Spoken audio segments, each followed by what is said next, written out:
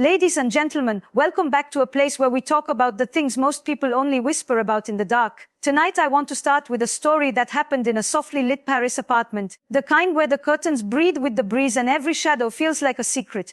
A man, let's call him Daniel, sat at the edge of the bed, shirt half unbuttoned, pulse still racing from what he thought was the best sex of his life. The woman he adored had just guided him through 3 positions that felt less like choreography and more like confession. First she rode him with a slow, deliberate rhythm that seemed to read the pulse in his throat. Then she folded herself beneath him, hips tilted so precisely it was as though she'd studied the map of his longing. Finally she turned away, offering the elegant arch of her back, asking him to take her from behind while her fingers found her own center, as if she alone held the compass to pleasure. In the hush afterward, Daniel felt something slip. Not the sweat cooling on his skin, not the aftershock trembling in his thighs, something subtler. A realization that these 3 positions were not just positions, they were signals. Morse code tapped against skin. He began to wonder why they felt so practiced, so flawlessly executed, as though she had traveled this route many times before and knew where every pothole and every scenic overlook lay. And more troubling, why did it feel as if, in surrendering to her choreography, he had also surrendered the keys to the kingdom of his own mystery?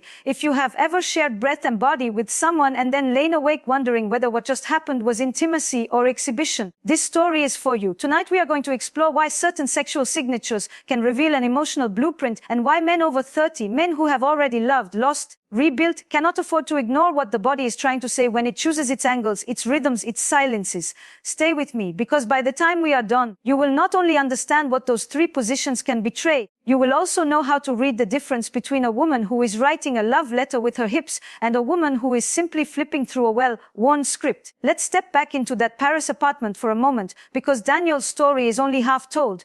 After she slipped into the bathroom, he heard the faucet run like a soft applause, and he noticed how quickly the room cooled. The sheets still carried her scent, something citrusy and expensive, but what lingered was the sense that he had been auditioned rather than adored. He reached for his phone, thumb hovering over the screen, and felt suddenly foolish. He wanted to text his best friend the way he used to after scoring the winning goal in college. But this was no game and there was no scoreboard. Still the question beat in his chest, was that intimacy or performance? I meet men like Daniel every week, men who arrive at my office carrying the same delicate bewilderment. They are not naive, they've celebrated anniversaries, survived breakups, learned the difference between a crush and a covenant. Yet in the bedroom they feel 15 again, deciphering hieroglyphics. And when a woman chooses positions with the precision of a cartographer, they sense a secret legend inked in invisible ink. Tonight, we will read that legend together. But first, let's be honest about why this matters now, at 35, 45, 55. After 3 decades on the planet, you have probably discovered that sex can be a conversation or a transaction, a poem or a PowerPoint. You have also discovered that the stakes feel higher because the recovery time is longer. A bruised heart at 20 heals like a paper cut. At 40, it can ache like an old football injury when the weather changes. So curiosity is no longer a luxury, it's a survival skill. Let me share the first position that sets off alarm bells, the slow, controlled ride where she sets the tempo, her knees planted like pillars, eyes scanning your face as if looking for the exact moment you crack open. There is nothing inherently wrong with the woman on top. In fact, when desire is mutual, it can feel like you are being knighted with her hips. But when the rhythm is metronomic, when the gaze is analytical rather than drowsy with pleasure, it often signals a woman who is more interested in mastery than mystery. She is monitoring you, calibrating you, the way a pilot watches the altimeter. The intimacy drains away because you sense she is keeping score. How long until he groans? How wide can I make his pupils? How precisely can I land him on the runway of my choosing? I remember a client named Marcus who described his girlfriend's ride as Olympic. She would shift angles like an athlete adjusting form, murmuring there, or like that, with the crisp curiosity of a coach rather than the ragged wonder of a lover. Afterwards, she would smile with the satisfaction of someone who had just bench pressed her personal best. Marcus began to feel like equipment. The sex was technically perfect, emotionally vacant. If you recognize this, do not panic. Instead, ask yourself what her body is asking of yours. Is she inviting you into a duet or conducting a solo? The gentlest intervention is to change the rhythm yourself. Reach for her hips, slow them. Draw her chest down to yours so that her heartbeat meets yours. If she resists the shift, notice. If she melts into it, notice that too. The body rarely lies, but it does whisper. The second position that can betray a hidden script is the submissive fold, her on her stomach, hips elevated by a pillow, legs together so the sensation is tighter, more controlled. Again, nothing inherently treacherous. Many couples find this angle deeply connecting, but watch for the moment she arranges herself without waiting for your guidance. The way a model strikes a pose before the photographer lifts the camera. When a woman choreographs her own vulnerability down to the millimeter, she may be offering not surrender but spectacle. The giveaway is when her breathing remains even, almost polite, while yours is ragged. She is presenting a tableau rather than entering a story. Daniel told me that when he entered her from behind in that Paris bed, she arched so perfectly he could have traced a protractor along her spine. He also noticed she reached for her phone on the nightstand and angled it slightly so the screen reflected the scene like a dark mirror. She claimed later she was checking the time, but the gesture felt less like curiosity and more like documentation. When you sense that kind of premeditation, the remedy is not accusation but curiosity. Whisper, "I want to see your face." Turn her gently, meet her eyes, and watch whether she allows the shift or steers you back to the original pose. A woman who trusts the moment will follow the new current. A woman who trusts only the script will guide you back to the blocking. I want to pause here and acknowledge something tender. Noticing these patterns does not make you paranoid. It makes you awake. The body is a language and fluency requires attention. If you are 30 or beyond, you have likely learned how to read a room at work, how to sense when your teenage daughter is lying about curfew, how to tell from the way your mother says fine, that nothing is fine. Extend that same literacy to the bedroom. Before we move deeper, let's honor the fear that might be flickering in you, the fear that if you scrutinize pleasure, you will kill it. But scrutiny is not cynicism, it is stewardship. The difference between a gardener who studies soil and a gossip who tears petals lies in intention. Keep your intention rooted in wonder, not judgment. Now, we have two positions on the table, and already some of you are replaying memories like old film reels. Stay gentle with yourselves. The heart is a muscle, it remembers every contraction. Our task tonight is not to indict past lovers, but to train the eye for future ones. And we still have one more position to explore, the one that often arrives like a final chord in a symphony, promising climax but sometimes delivering a hollow echo. We will walk into that territory together in a moment, carrying flashlights, not torches. Lean in, breathe, trust the pace. The story is only beginning. Picture Danielle again, still on that bed, the city's midnight hush pressing against the windows like held breath. She has returned from the bathroom, skin kissed with warm water and citrus, and she moves him into the third position without asking. On their sides, her back to his chest, his arms slipped beneath her neck. Her top leg lifted just enough for him to slide inside while her own hand drifts downward to finish what she started earlier. She calls it lazy, but nothing about it feels idle. The angle is precise, the tempo syncopated, and within seconds she is sighing the same measured sigh he has now heard twice before. It is the sigh of a woman crossing the finish line at exactly the pace she predicted. And that is when the last veil lifts. He realizes she has orchestrated not only the positions, but the soundtrack, the lighting, even the temperature of the room. The intimacy he believed they were co-authoring is, in fact, a monologue he has been allowed to witness. In that instant, he is no longer participant but prop. I have held men in my office while they recount this exact scene, the slow dawning that the woman they adore is not losing herself in them but managing them. The third position, side entry with her hand on her own body, is seductive because it appears vulnerable. One breast is exposed to the air, the other hidden against the mattress. Her spine curls like a cat. Her neck tilts to grant him access to the soft place beneath her ear. Yet when she controls the final ascent, when her fingers choreograph the crescendo, she is both soloist and conductor. The man becomes the instrument she plays, not the duet she joins. Let me be clear, a woman who knows her body is a gift to any lover. But a woman who refuses to let her body be surprised is guarding a fortress, not dwelling in a home. The difference lies in whether her hand invites yours to cover it, or whether she keeps the rhythm so tight there is no room for improvisation. One client, Rafal, told me his girlfriend would whisper, "Keep still, just stay right there," in a voice so gentle it took him months to realize it was a command. When he once tried to circle her wrist and guide her hand away so he could take over, her entire body stiffened, as if a string quartet had been interrupted mid-crescendo. The sex still ended in orgasm, hers, his, but afterwards she rolled to the far edge of the bed and scrolled her phone, the glow reflecting off her face like moonlight on armor. So what do you do when you feel the chill of calculation beneath the heat of friction? You do the bravest thing a lover can do, you name the moment without shaming it. While still inside the hush of bodies, you might say, "I want to get lost with you, not watch you find yourself." Your voice will tremble, let it. Vulnerability is contagious. If she softens, turns her face toward yours, and allows her hand to fall away so that the ride becomes uncertain, you have invited her into real intimacy. If she laughs, or pats your arm as if soothing a child, or steers you back to the script, believe her. The body speaks first, the mouth merely confirms. I can feel some of you shifting in your chairs, wondering if this conversation is turning sex into surveillance. But think of it this way. When you drive a mountain road at dusk, you do not study the map to ruin the view. You study it so the sunset does not lull you into missing the hairpin turn. Awareness keeps the romance alive. There is another layer here, one that echoes quietly beneath the mechanics. Many women who choreograph every thrust are not cruel, they are terrified. Somewhere along the line they learned that desire is safer when rehearsed,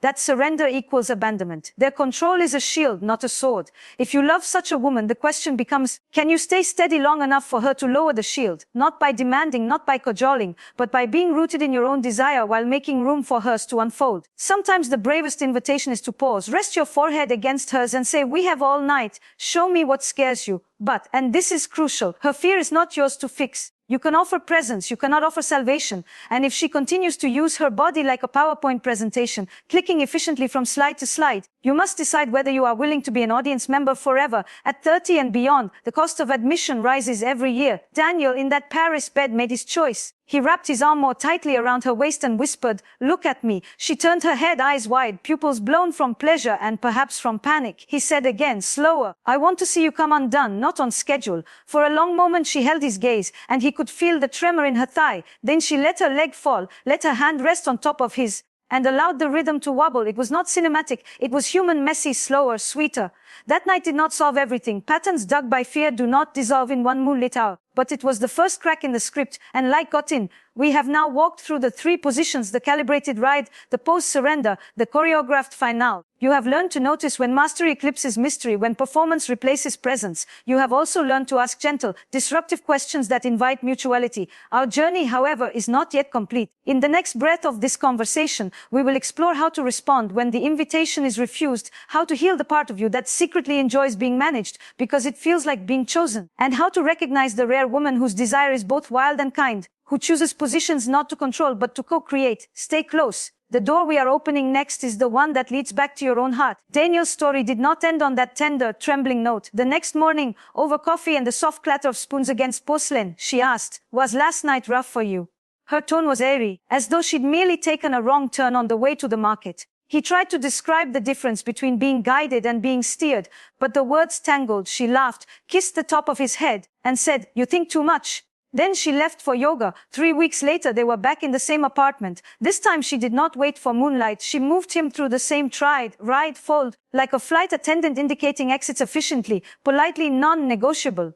When he paused mid-motion and tried to turn her face to his, she arched away with the fluid irritation of someone brushing lint from a sleeve. The message was gentle but final. The script would not be revised. Men often arrive at this crossroads believing they have only 2 choices, submit or leave. Both feel like defeat. Submit and you betray your own longing for co-creation. Leave and you appear to punish her for what may be an old wound she never asked to carry. But there is a third choice, quieter and more radical. You stay present. You refuse the role of prop, and you hold up a mirror without shaming her reflection. Let me tell you about Marcus, the client whose girlfriend treated sex like an Olympic event. After months of feeling like equipment, he began to experiment with micro-refusals. Not dramatic protests, just gentle course corrections. When she tried to guide his hips into the angle she preferred, he covered her hand with his and whispered, let's find it together. When she climbed on top and set her metronome, he sat up slightly so their chests touched, forcing her to slow or lose balance.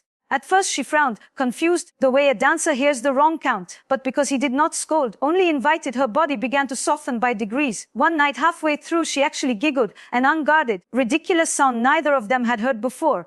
The giggle cracked something open. She collapsed against him laughing and, for the first time, let the rhythm dissolve into breath. Micro-refusals are powerful because they disrupt the script without igniting shame. They say, I am still here, still desiring you, but I will not disappear into your story. The risk, of course, is that she may double down on control. If that happens, you have information. The fortress is not ready to lower its drawbridge, and you must decide how long you can camp outside without losing yourself. But there is another layer that no one talks about, the subtle seduction of being managed. Some men carry a secret relief when a woman orchestrates every thrust. It absolves them of responsibility. If she is the author, then any failure belongs to her. If the orgasm is late or the angle awkward, it is not their fault. This covered bargain, her control for their amnesty, can feel like intimacy because it is familiar. Perhaps you grew up tiptoeing around a volatile parent, learning that safety lay in anticipating another's mood. Perhaps your first lover praised you most when you followed instructions. Whatever the origin, the pattern feels like home, even when home is lonely. Raphael discovered this about himself only after the relationship ended.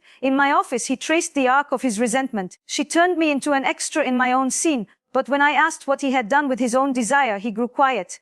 I handed her the pen, he admitted. I was afraid my lines would disappoint. The revelation stung, but it also freed him. The next time he dated, he practiced speaking his wants aloud, awkwardly, imperfectly, like a man learning a language in real time. He told his new partner, "I love when you take charge, but sometimes I want to drive." She smiled, curious rather than threatened, and they spent an evening trading the metaphorical steering wheel. The sex was uneven, occasionally hilarious and alive. So let us return to the morning after Daniel's second refusal. She came back from yoga glowing, sipping green juice, chatting about the instructor's playlist. He listened, heart thumping, until he finally said, "Can we talk about last night?" She blinked, polite. He tried again. "I noticed we went back to the exact same sequence. It felt rehearsed." Her shoulders stiffened, the juice glass paused halfway to her lips. "I thought you liked it," she said.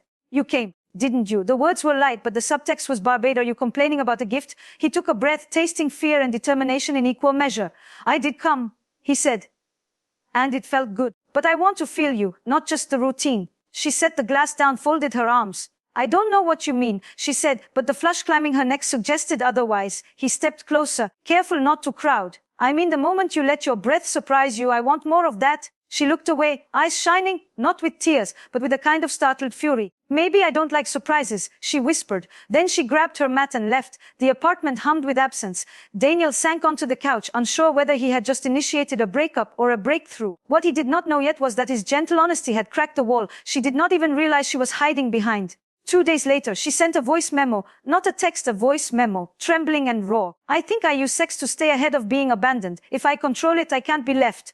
But I'm tired. Can we talk?" They met in a quiet cafe, knees touching beneath the table like shy teenagers. She spoke of a college boyfriend who once shamed her for taking too long, of a father who corrected her piano posture with a metronome, of 1,000 tiny lessons that taught her desire was safest when measured. He listened, not to fix but to witness. By the time the lads cooled, they were crying quietly into shared napkins. They did not solve it all that afternoon, but they agreed on one experiment. The next time they made love, they would choose one position and stay there, eyes open, until the awkwardness became curiosity, until curiosity became play. The first attempt was clumsy, too much eye contact, a leg cramp, laughter that felt like hiccups. The second attempt, a week later, was slower. She placed his hand on the exact spot she usually touched herself and whispered, "Teach me how you feel it." He did. And when her breath finally broke open, it sounded nothing like a metronome. It sounded like a woman surprised by her own hunger. What I want you to notice is the quiet revolution that happened, not in the bedroom but in the kitchen of that cafe. 2 adults chose to trade certainty for possibility. They did not promise forever, they promised honesty, and honesty practiced long enough becomes its own kind of choreography, messier, riskier, real. If you are listening and wondering whether your own lover is ready for such a conversation, start small. Tonight, after the dishes are done and the house is hushed, say, "I've been thinking about the way our bodies talk to each other. Can we listen together?" Then stop talking. Let the silence stretch. Whatever words come next will be the first line of a new script, one written in pencil, always irascible. And remember, your desire is not a burden, it is a compass. Let it point you toward the woman who, when you say, "I want to get lost with you," answers, "Then let's forget the map." There is a moment just after honesty has been spoken and the echo of it still trembles in the air, when the room feels both larger and smaller. Larger because the ceiling has lifted to make space for every unspoken fear. Smaller because there is nowhere left to hide. Daniel felt it the night he and Claire, yes, let us name her now, returned to the bedroom after their Café Confessional. The overhead light was harsh, so he switched on the small lamp by the dresser, the one with the crooked shade that cast amber half moons across the wall. She stood at the foot of the bed, arms wrapped around her ribs as if holding herself in place, and asked, "What if we're terrible at this new version?" He answered, "Then we'll be terrible together," and the sentence sounded braver than he felt. The first thing they did was undress slowly, not for seduction but for recognition. Each button, each zipper felt like undoing an old story. When she stepped out of her jeans, she left them pulled on the floor, a denim puddle. Neither of them rushed to tidy. Nakedness became a neutral country where passports were not required. They lay down facing each other, knees bent, foreheads almost touching. No one moved toward a position. They simply breathed, trading air the way children trade secrets. After a while, her hand lifted and hovered an inch from his chest, asking permission without words. He leaned forward so her palm met skin. The touch was so light it almost tickled, yet it carried the weight of every previous performance now set aside. I want you to notice the absence of destination. For most of their adult lives, they had used sex to arrive somewhere, orgasm, reassurance, distraction. Tonight the goal was to stay. Claire's fingers traveled the slope of his shoulder, not to excite but to map. He in turn traced the small scar on her lower back, a leftover from a teenage bicycle accident, asking with the pad of his thumb how it still remembered gravel. She laughed, a thin sound edged with tears. I always hide it, she said. I didn't know you knew it was there. He answered, I know the way your breath changes when I touch it. Such small choreographies, but they felt revolutionary. Eventually, desire rose because desire is loyal when not bullied by urgency. But instead of reaching for the familiar trilogy, they let instinct fumble. She rolled halfway onto her back, then paused. I feel safer on top, she admitted. I can see everything coming. He smiled, not to soothe but to acknowledge. Then stay on top, he said. But let's drive together. He placed her hands on his chest, palms down, and covered them with his own. When she began to move, the old metronome ticked in her muscle memory, but this time he lifted his hips off rhythm, surprising them both. The misstep turned into laughter, laughter into kissing, kissing into a sway neither had practiced. Her thighs trembled. He felt the tremor and whispered, stay with me, not as command but as anchor. Somewhere in that sway, the choreography dissolved. Her head fell back, not the calculated arc of a performer, but the boneless drop of someone no longer bracing for impact. The sound that escaped her was not the polite sigh of previous nights. It was raw, almost startled, as if her body had spoken out of turn and been relieved to discover it would not be punished. Watching her, Daniel felt something loosen in his own chest, a fist he did not know he had been clenching. For the first time in years, he did not monitor his own performance. There was no audience, only witness. Afterward, they did not separate. She stayed on top, collapsed against him, nose buried in the hollow beneath his collarbone. He could feel her heartbeat echoing, his two drums learning the same cadence. When she finally rolled to the side, she did not reach for her phone. Instead, she traced circles on his ribcage and whispered, I think I just showed you a country I've never let anyone visit. He kissed her hair, salty with sweat and tears, and replied, let's draw the map together. But leave blank spaces for getting lost. I share this not to hand you a fairy tale ending. Relationships are not cured in a single night of earnest fumbling, but to offer you a template for the crucible. The crucible is the place where old forms melt and new ones have not yet hardened. It is messy, metallic, hot to the touch. Most of us avoid it by jumping back into familiar scripts or by leaving the laboratory altogether. But staying in the crucible, even for 10 minutes, rewires the nervous system. The body learns that unpredictability does not equal danger, that improvisation can be more trustworthy than perfection. If you are wondering how to enter your own crucible tonight, start with curiosity instead of critique. After the lights are low, ask your lover, what is one thing your body has always wanted to try but your brain talked you out of? Then offer your own confession first, because vulnerability begets vulnerability. Perhaps you have always wanted to keep your eyes open during orgasm but felt it was too exposed. Perhaps she has wanted to be taken from behind while your hand stays laced with hers so she knows you have not disappeared. Speak these wishes aloud, not as contracts but as invitations. And if the invitation is declined, do not translate it as rejection of your worth. Sometimes the crucible requires smaller increments, eye contact for 10 extra seconds, a pause before reaching for the lamp, a hand on the small of her back while she brushes her teeth. These are the tiny revolutions that prepare the ground for larger ones. Remember the compass I mentioned earlier. Your desire is the needle, but fear is the magnet that pulls it off true north. The work is to notice the magnetic tug and adjust moment by moment. Tonight, when you undress, imagine each article of clothing as a fear you are willing to set down for 15 minutes. Fear of being ordinary, fear of being too much, fear of being seen. Let the garments lie where they fall. You can always pick them up again, but for one stretch of time, practice the radical act of showing up without armor. Claire and Daniel did not transform overnight. Some nights the old script reasserted itself like a catchy jingle, but the difference was they now had a shared language for noticing. Metronome, she would whisper with a sheepish grin, and he would answer, blank spaces, and they would laugh, reset, begin again. The laughter itself became foreplay. As we near the final movement of our evening together, I want to leave you with one image. Think of your bedroom as a house you have lived in for years. You know which floorboard creaks, which window sticks, where the radiator clangs. Tonight, walk through that house with your lover as if you are both seeing it for the first time. Open the closet where you keep the old fears, but do not tidy them. Instead, point and name. That's where I hide my performance anxiety. That's where she keeps her fear of being ordinary. Then choose one corner, perhaps the patch of moonlight on the carpet, and agree to sit there together for 3 minutes. No touching, no talking, just breathing in the same square of light. When the 3 minutes end, you may notice that the room has rearranged itself without either of you moving furniture. The walls feel closer, the ceiling higher, the air softer. That is the alchemy of presence. And if you carry that presence back into touch, back into motion, the positions you choose will no longer matter as much as the way you inhabit them. Like citizens of a country still inventing its borders, willing to redraw the map every time the landscape surprises you. We have one more part of this journey ahead. It is the part where we stitch all these threads into a single garment you can wear home. Stay with me. The final chapter is the quietest and the loudest all at once. There is a hush that falls after the last note of a song you did not know was ending. When the audience holds its breath as if applause might bruise the silence, that is where we are now. The story of Daniel and Claire has not concluded. Real love rarely does, but it has turned a corner into a neighborhood with different streetlights, softer asphalt, and names neither of them can pronounce yet. They still fumble, still laugh at the crooked lampshade, still sometimes hear the old metronome ticking in the muscles. The difference is they now know how to place a gentle finger on the pendulum and say, "Not tonight. I want to leave you with something smaller than a map and larger than a compass or doorway. It is not ornate, no brass knocker, no stained glass, just a plain wooden frame you can walk through any evening, even when the house is dark and the floorboards feel accusatory. On one side of the door is the life where sex is managed, measured, and delivered like a quarterly report. On the other side is the life where bodies speak in half-finished sentences,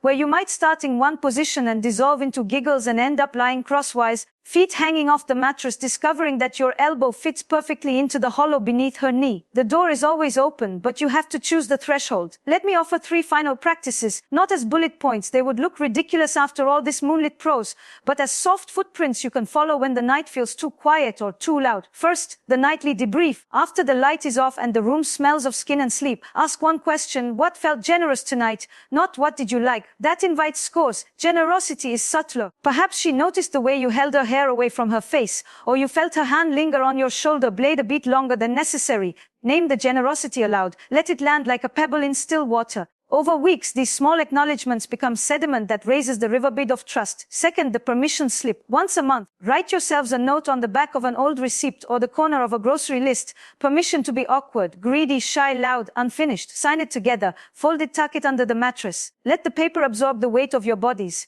When you find it months later, creased and nearly translucent, you will remember that awkwardness is not failure but fertilizer.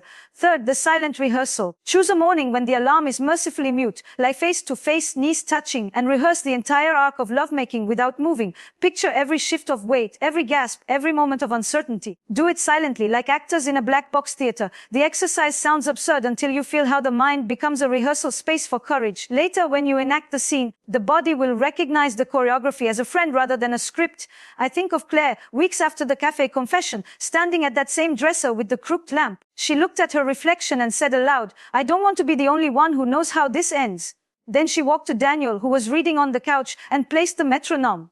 Yes, the actual wooden metronome she'd kept since childhood, into his hands. "You keep time tonight," she said. He wound it slowly, set the tempo to largo, the kind of pace that makes you notice the space between beats. They made love listening to that deliberate tick, and somewhere between the 4th and 5th measure, the rhythm dissolved into their own heartbeats. The metronome kept going, dutiful, ignored, a guest who had stayed too long and finally realized the hosts were dancing barefoot in the kitchen. If you take nothing else from this long, moonlit conversation, take this: never again confuse being chosen with being managed. A woman who loves you will sometimes lead, sometimes follow, sometimes abandon the dance entirely to sit cross-legged on the floor and tell you about the dream where she lost her shoes. The positions will change not because they are unimportant, but because they are punctuation marks in a sentence still being written. And you, yes, you listening in the glow of a screen at 12:47 a.m., you are already holding the pen. Your desire is ink. Your fear is only a pause, not a period. Let us close with an image I carry around like a smooth stone in my pocket. 2 people in a small kitchen, morning light slanting through the blinds, dust motes drifting like lazy confetti. They are barefoot, pajama-clad, slightly hungover from honesty. One of them is buttering toast, the other is humming off key. Between them, the air is thick with everything they no longer have to prove. The toast pops, a humming stops, and without speaking they meet in the middle of the linoleum for a kiss that tastes like butter and forgiveness. That is the life on the other side of the door. You do not have to wait for perfect timing. You do not need a script. You only need the courage to whisper, "Let's get lost," and the patience to stay lost long enough to build a new map. Thank you for walking this far with me. If your bedroom feels different tonight, lighter, more dangerous, more possible, then I have done my job. If it still feels stuck, return to the doorway tomorrow. The hinge never squeaks, the light never goes out. Here's to living in the blank spaces where the only direction is deeper.